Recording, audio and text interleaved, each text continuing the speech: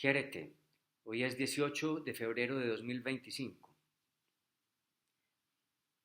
Afirmaciones de los místicos píos, es decir, de los místicos que están amparados en la piedad por la vida y la piedad por el otro con mayúscula.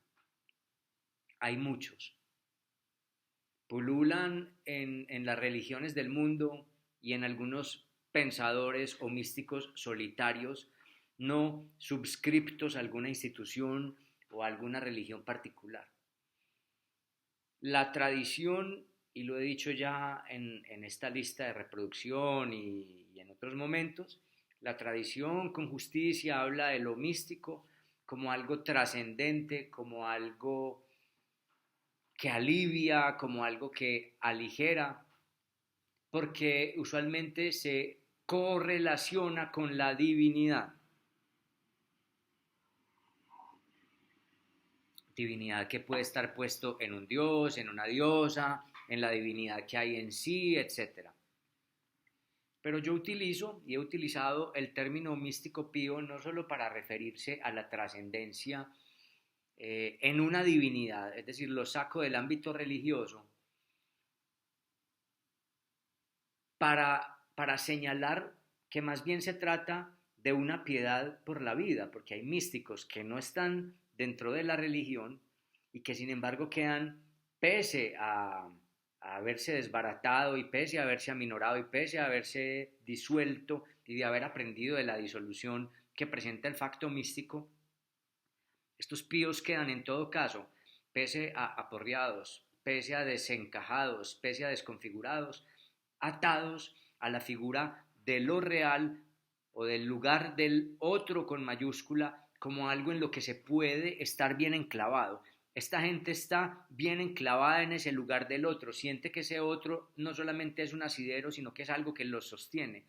Y cuando retornan del hecho místico, pues entonces, pese a las dificultades, pese a que el lenguaje ha caído con sus verdades y con su potencia, que ya saben que no lo puede decir todo, que el lenguaje solo señala, que el lenguaje es algún reverso, etcétera, se sienten arrojados a un bien que es la vida y a un bien que es otro con mayúscula. Es decir, creo que pululan o hay más evidencia de místicos píos que aunque digan que quieren morir, que quieren estar en comunión con eso otro con mayúscula o con Dios, están arrojados a la vida sintiendo que hay un bien último hacia el cual tienden. Son mucho más escasos los que yo denomino evidencias de los místicos impíos. Yo aprendí que había posibilidades de una mística impía leyendo a Emil Cioran. Emil Cioran, y creo que hablando de Wittgenstein o creo que hablando de Dostoyevsky, plantea la posibilidad de místicos sin fe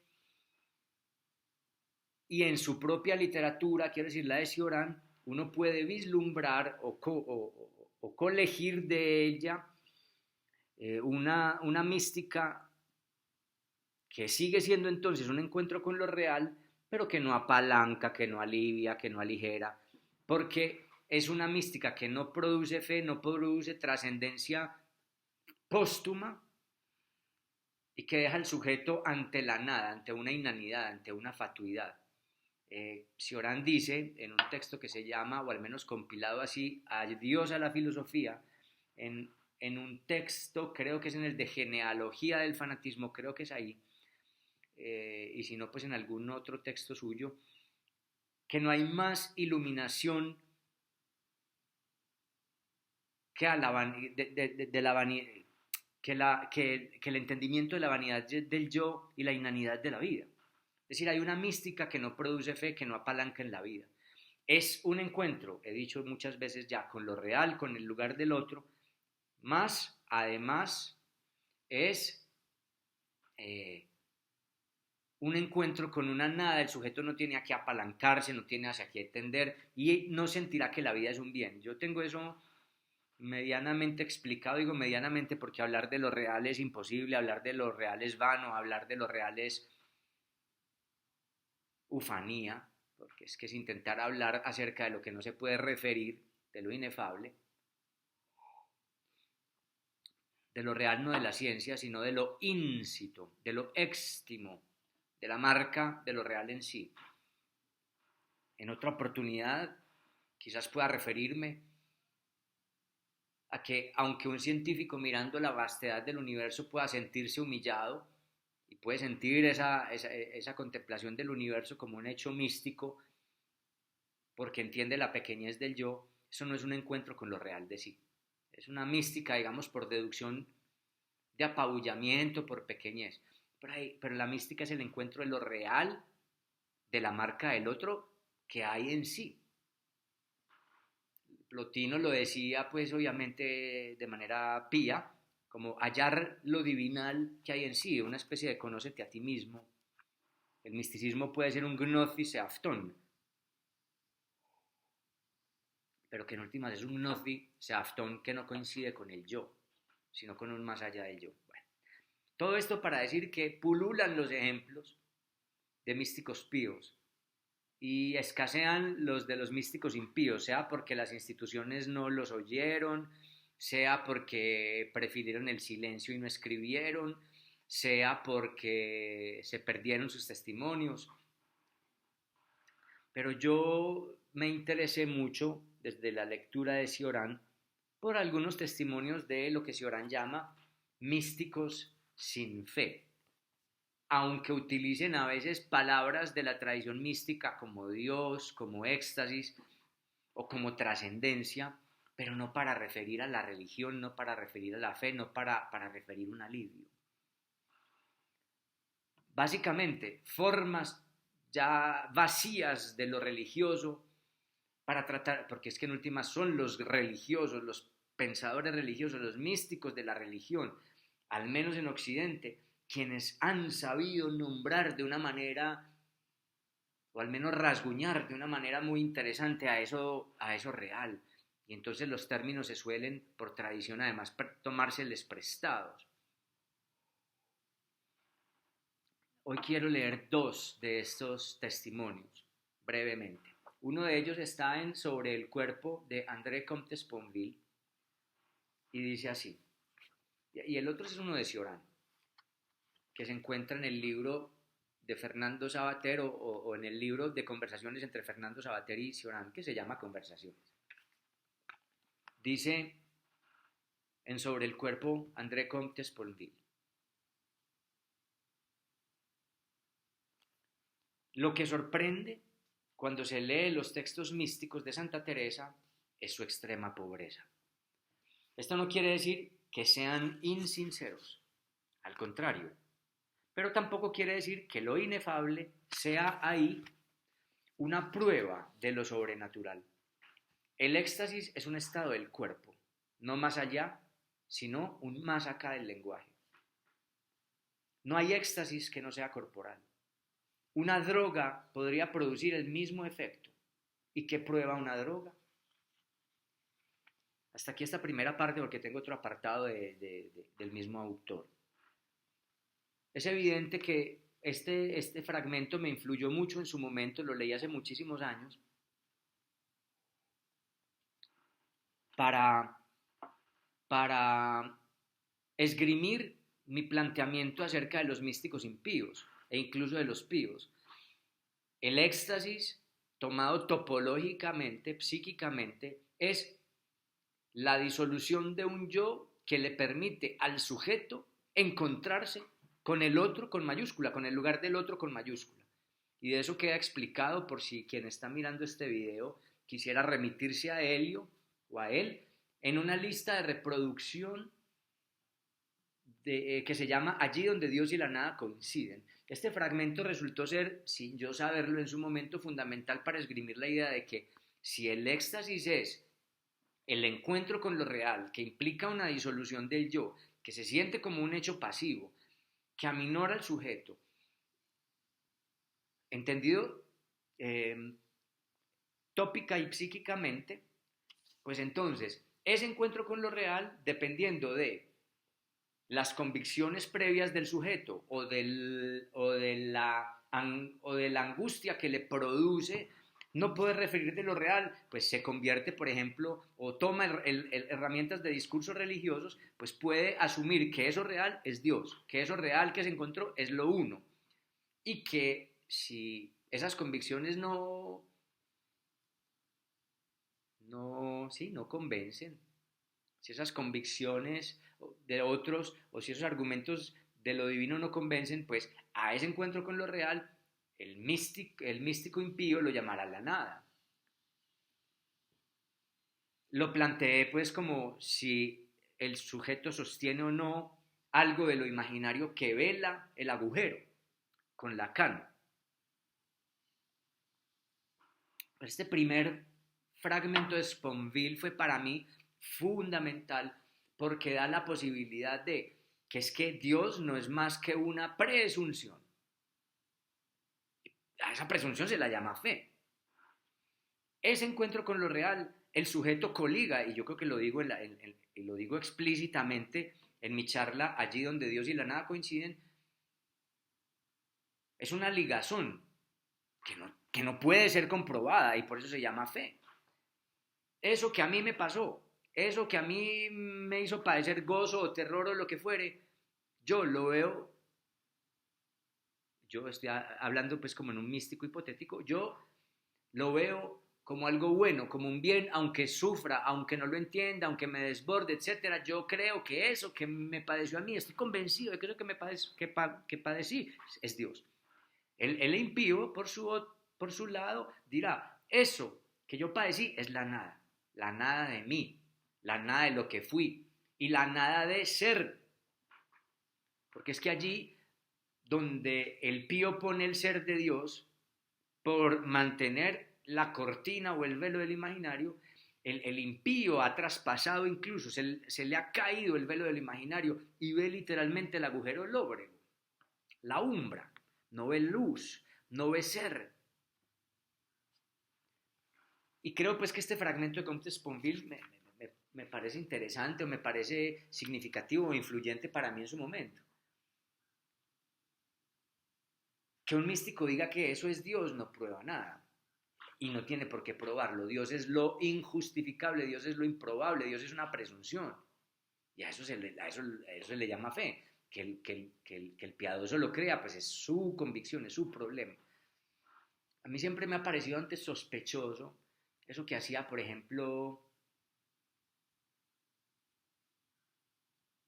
no me acuerdo si era Plotino, no era Plotino, no, era Pirrón en las diatribas. ¿Quién era el de las diatribas? No me acuerdo si era Pirrón, que está intentando justificar a Dios a toda hora. Y la religión es un intento por justificar, los predicadores son un intento por justificar a Dios a toda hora. Si de verdad creyeran en Él, no habría por qué justificarlo porque su omnipotencia se manifestaría porque sí, pero andarlo predicando, andarlo justificando y andar tratando de hacer cualquier teología, de algún modo, a mí siempre me pareció curiosidad o curioso, porque Dios es lo injustificable, y no lo digo en términos peyorativos, el que cree que existe no tendría por qué andarlo justificando, o si es su convicción de piadoso no tendría por qué andarlo justificando. De hecho, el místico entiende que toda justificación es vana y terminan en cierto silencio, algunos místicos, ¿no es cierto? Y por eso las instituciones golpean tanto a los místicos, porque los místicos terminan casi que entendiendo, como dijo Santo Tomás, que después de lo que vio y de lo que le fue revelado, todo se le asemeja a pajas.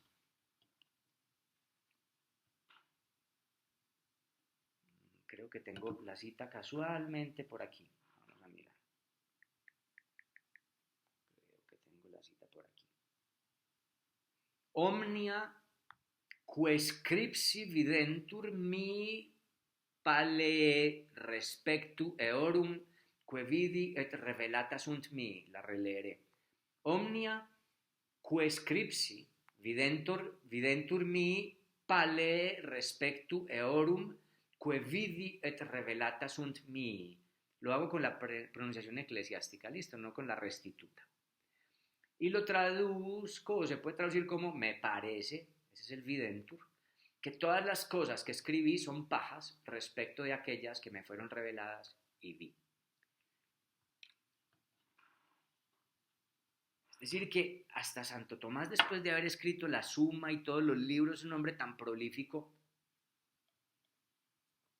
terminó entendiendo la vanidad de lo simbólico en cotejo con lo real.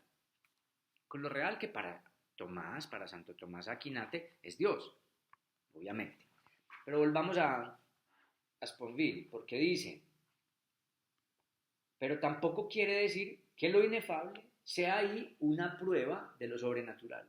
Es que Dios, y lo digo en ese texto, que los invito a ver, como porque no quiero redundar y pormenorizar y profundizar lo que allí está ya dicho, aunque entiendo que ese texto tiene muchas vaguedades, hablar de lo real es difícil, si escribir es difícil, si pensar es difícil, si hablar es difícil, de lo real no solamente que es difícil, sino imposible. Entonces, errores tendrá muchos, vaguedades tendrá muchos, contradicciones tendrá muchos ese texto, pero los remito a que vayan y lo visiten, porque en todo caso algo pude balbucir. El éxtasis es un estado del cuerpo, bueno, pero que se haya alguien encontrado con lo real y haya asumido por presunción o por vivencia que eso es Dios, no prueba nada. E insisto, Dios es lo improbable, queriendo decir que no hay por qué probarlo, y aunque se quisiera probar o que se quisiera probarlo, no en el sentido de degustarlo, sino en el sentido de demostrarlo, es imposible de demostrar. Cuando digo que Dios es improbable, no me refiero solamente a que no haya probabilidades de que exista, no estoy hablando en términos probabilísticos, no estoy hablando en términos de probar como se prueba la comida, sino de demostrar. Lo real es indemostrable, por cuanto cada que se intenta pasar por la demostración discursiva, argumentativa, allí ya no está. Es intentar hacer que algo que no es sea a través de lo que no es. Lo simbólico no es lo real. Lo simbólico es un cerco que genera lo real, que circunscribe lo real, que señala lo real. Los remito a Lacan, a su teorización de lo real, puede ser después del seminario 18. El seminario aún es muy importante, pero también me fue muy esclarecedor el seminario del 23, el Sanzón. Cuando yo hablo de lo imaginario, cuando hablo de lo real, me parece que es muy útil la noción del nudo borromeo para hablar de lo místico, bueno, y para hablar pues con Lacan, pero listo, pero lo que pasa es que yo no me he querido meter muy detalladamente en estos videos con las categorías lacanianas porque no quiero hacer de este video un asunto psicoanalítico, pues o de explicación de las categorías psicoanalíticas. Trato de hablar de los asuntos del modo como más llano posible, aunque no hay posibilidad llana de hablar de esto. Bueno, entonces,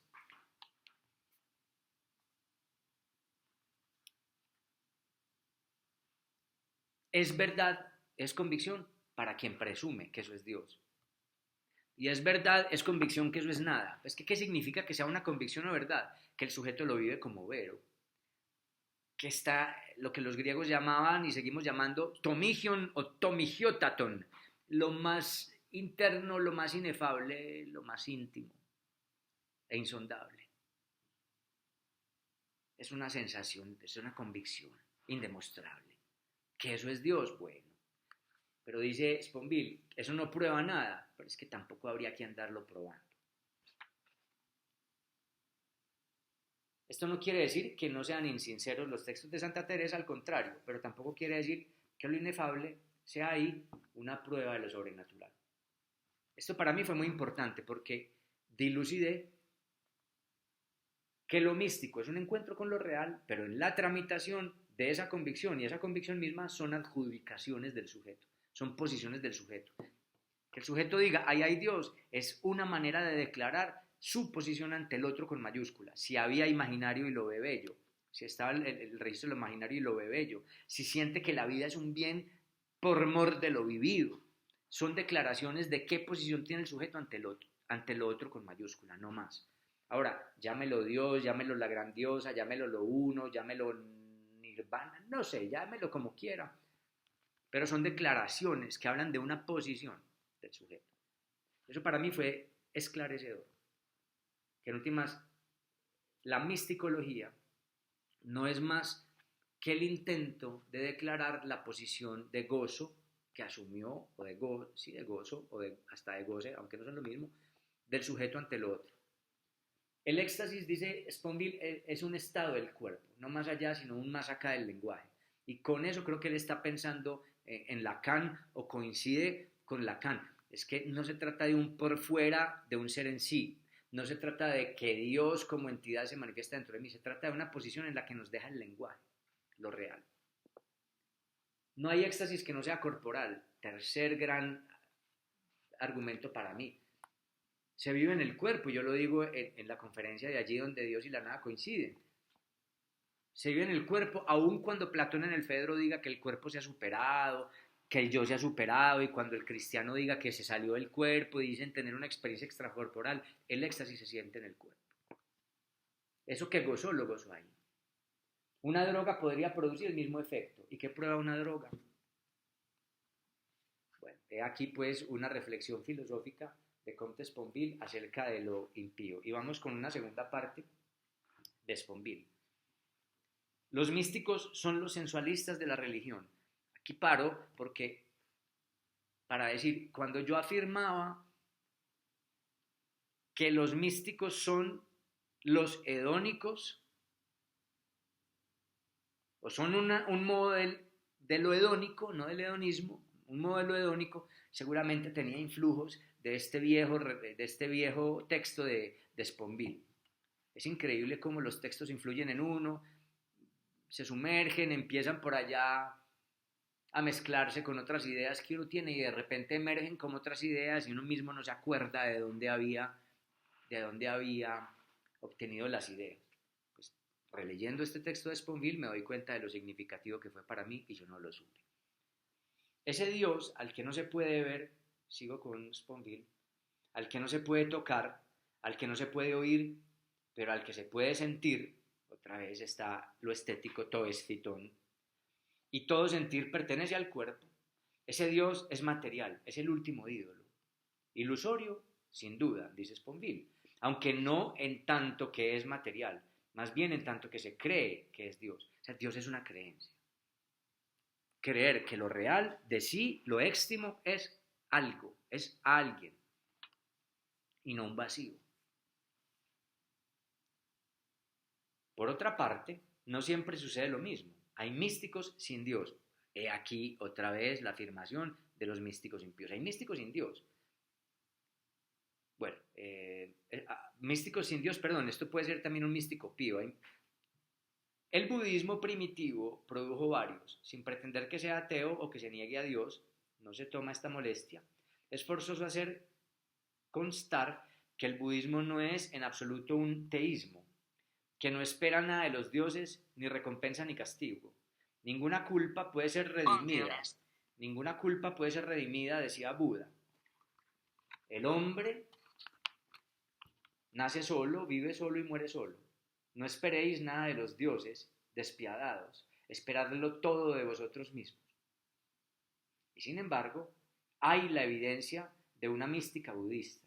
Meditación, contemplación, éxtasis o énstasis, satori, despertar o nirvana, misticismo sin Dios, misticismo sin ídolo.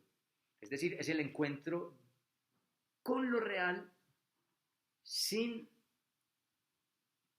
idolopeyas, sin mitopeyas, sin idealizaciones. Es lo real, pero lo sigo llamando yo místicos píos por cuanto consideran que la vida es un bien, algunos de los budistas. Misticismo sin Dios, misticismo sin ídolo. El misticismo, retomo pues a Sponville, el misticismo es experiencia del ser. Y en eso verdadera, es que estoy haciendo mal el acento. El misticismo es experiencia del ser, y en eso es verdadera, el ser es. Lo demás es literatura o religión. Esos últimos fragmentos siguen siendo casos de místicos píos, aunque no tengan religión. Piensan que hay un bien o que hay algo de lo cual estar asidos. Sin embargo, y gracias a Sponville y luego a Cioran, entendí que así como hay adjudicación de que eso puede ser Dios, también hay adjudicación de lo que yo veo, yo místico ahí veo es la nada.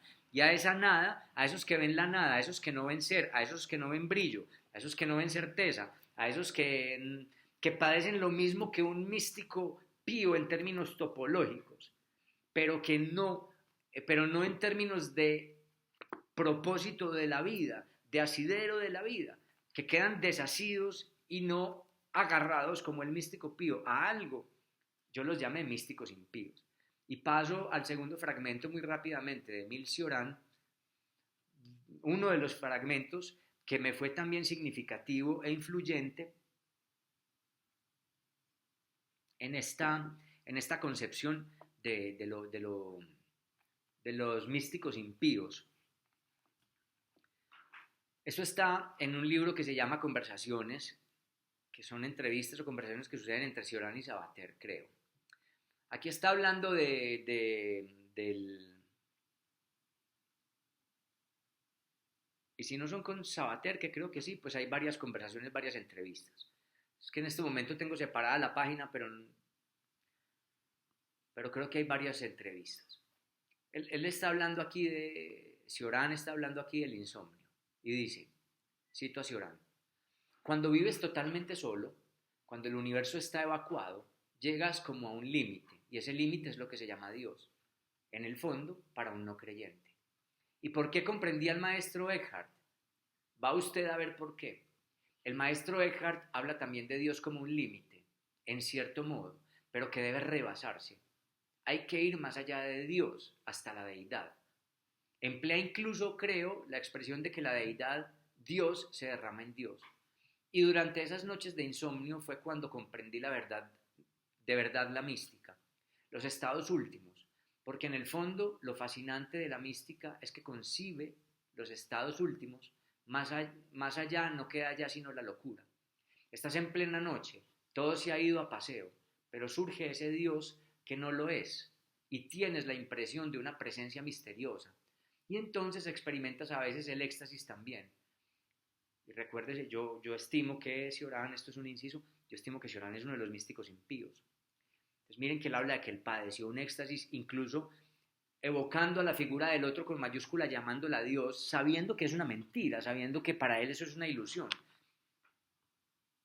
Es decir, se encuentra con lo otro y simplemente le pone nombre para no enloquecer, para no enloquecer, y empieza a hablar con él, aun cuando él es consciente de que está hablando con nadie, con un no alguien, que es la marca de lo real del otro.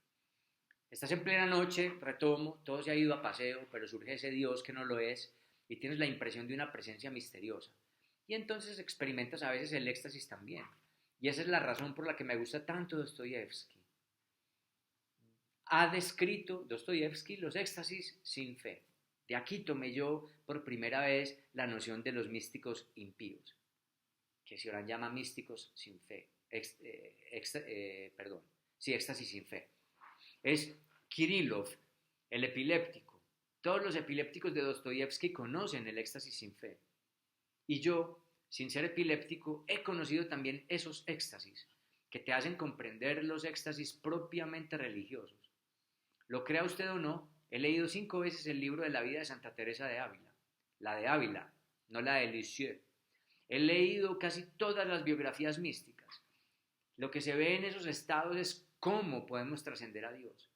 Dios es el límite extremo y puede irse más allá del límite extremo. Y eso es el éxtasis. Hasta ahí la cita de Cioran. Me parece muy interesante, primero, que Cioran distingue, tanto aquí cuando habla de Dostoyevsky y sé que en otras partes cuando habla de Wittgenstein, místicos que tienen sin fe, místicos no trascendentes. Y de esos místicos no todos quedan nacidos a la vida. Quedan ante la inanidad de la existencia, como el mismo Cioran dice en otros textos.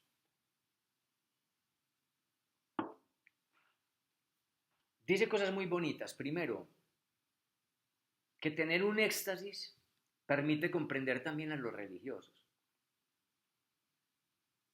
Y no comprender no quiere decir creer en lo que creen los religiosos, sino entender que eso que ellos nombran de esa manera es el encuentro con lo real, el rebasamiento de los límites, de todo límite. ¿Y cuál es todo límite? Lo simbólico. ¿Para encontrarse con qué? Con lo real, con más allá de Dios como nombre, de Dios como entidad, de Dios como discursos institucionales, de Dios como voluntad que aparece en el Antiguo, en el Nuevo Testamento, lo que fuere. Es decir, eso que hemos llamado Dios, y lo sabía Nikos Kazantzakis y lo dice en Ascesis, no es más que una máscara, un nombre con el que tapamos o designamos o señalamos lo que hubiéramos podido llamar de cualquier otro modo. Se entiende a los místicos religiosos por cuanto se sabe qué padecieron y cómo lo tramitaron, a unas sabiendas de que para el místico impío eso es una ilusión. La diferencia entre el místico pío y el impío está en que el místico impío queda desilusionado. El místico pío, por la presunción que tiene, por el sostén que hizo del velo de lo imaginario, está ilusionado con su presunción, y es la de Dios existe, o eso existe como lo uno, o eso es el bien, o eso es fulgor, o eso es belleza, etc. El impío simplemente padeció lo mismo y dijo: atravesé la cabeza, rasgué el velo, hice lo que el pío no quiso hacer o no pudo hacer por miedo, por angustia o hasta por seguridad de sí. Atravesé la luz, atravesé lo imaginario y vi que no había nada. Pero entiendo a los religiosos cuando dicen que eso que vieron es Dios. Simplemente el pío se detiene un paso antes y el impío atraviesa. Me parece más valiente el impío, atraviesa, porque queda desasido, queda ante la nada. Él mismo se hace nada. Bueno, he aquí estas dos citas interesantes sobre los impíos y sobre la mística sin fe. Insisto, no todo místico que no tiene fe en alguna religión o en un Dios está en la categoría de impío. Ser impío no es no creer en dioses, no es ser teístas, porque yo incluyo a los budistas dentro de los místicos píos. ¿Qué es lo que entiendo por piedad en mi razonamiento, en mi intento de cavilación y concepción? Creer que el otro es algo de lo que puede asirse y quedar asido ante lo otro. Eso es ser místico pío y por lo tanto tener fe en que la vida, pese a todo, es un bien. Por eso hay gente que va, siente un éxtasis o padece un éxtasis ingiriendo ayahuasca o no sé, y terminan nacidos de la vida porque encuentran su animal totémico y lo que fuere. Pues esos son píos también, aunque no estén hablando de una religión o incluso aunque no encuentren ningún animal totémico. Básicamente creer que la vida es un bien, pese a haberse encontrado con lo real, sentido como algo. Eso es ser pío. El impío traspasa eso y ve que no hay nada. Y ve que no hay nada y queda desasido. Es decir, queda con la sensación de que la vida no es un bien. Y si insiste en vivir es por porfiado. Vive en urgencia de poner la belleza que para el pío está todo el tiempo ahí. Al impío le toca, si quiere vivir, poner figuritas de belleza para autocomplacerse y autoengañarse un ratico, para olvidar lo que ya no puede olvidar. Y es que hay nada. Bueno, este video se alargó. Eran disque 2 fragmentos y como todo se hizo un video más extenso. Muchas gracias a quienes llegaron hasta aquí. Aftaisan, esto fue. Hasta una próxima, si es que hay una próxima, Jérete. Ya, ya, ya.